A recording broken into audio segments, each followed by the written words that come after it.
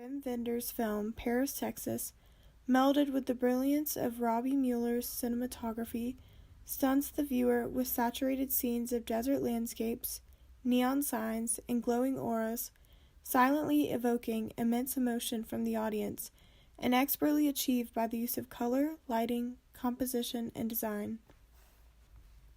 When one recalls this film, the first thing that immediately comes to mind is the use of lighting using various colors, especially red, green, blue, yellow, and white.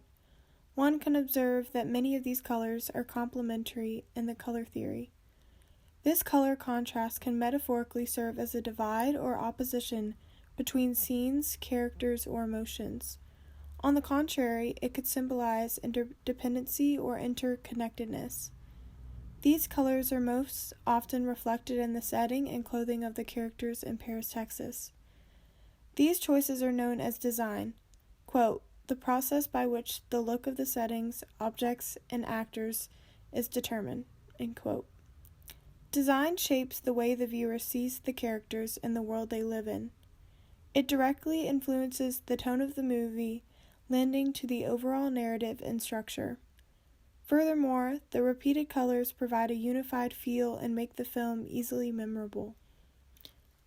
A scene where this is used is when Walt shows Travis a Super 8 film taken years before that includes his wife and son.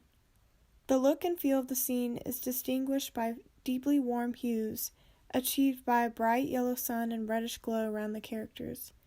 It evokes an infectious emotion of sad happiness for both Travis and the viewer. Clearly differentiated by color, the past and the present seem of two separate worlds, giving more clues to the audience of what was and what might be. In an interview, cinematographer Robbie Mueller said when working on a film, "The most important thing to me is that it is about human feelings, to touch the audience." This flashback can no better personify this quote. One doesn't know whether to hysterically cry or smile from ear to ear when watching it.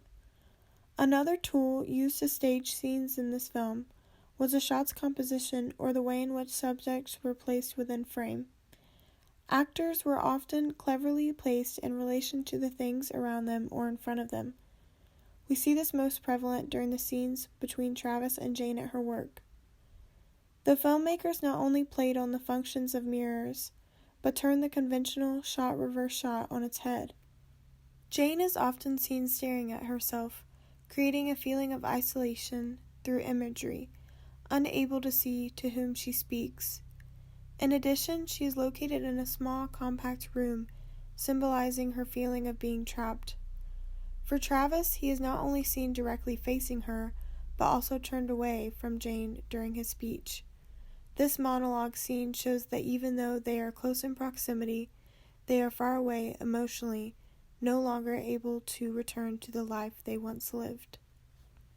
When interviewed about his creative process in collaboration with director Jim Jarmusch on their film Down by Law, Mueller describes similarities to the relationship he had with Wender on Paris, Texas. In directors, he looks for their trust, their ability to admit to uncertainties, and their ability to make mistakes. When comparing Down by Law and Paris, Texas visually, one may not see commonalities, but the process through which they were born ring familiar.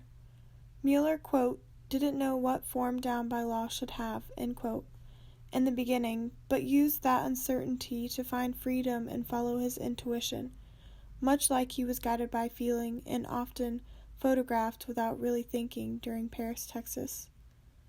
After analyzing Paris, Texas, I've realized how many nuances within this film that have gone untouched by my investigation. There are simply too many to dive into, whether they were intentional or unintentional by Wender or Mueller. It only mattered how the viewer perceived and experienced them. This film will stay with audience members, beautifully weighing on their consciences forever.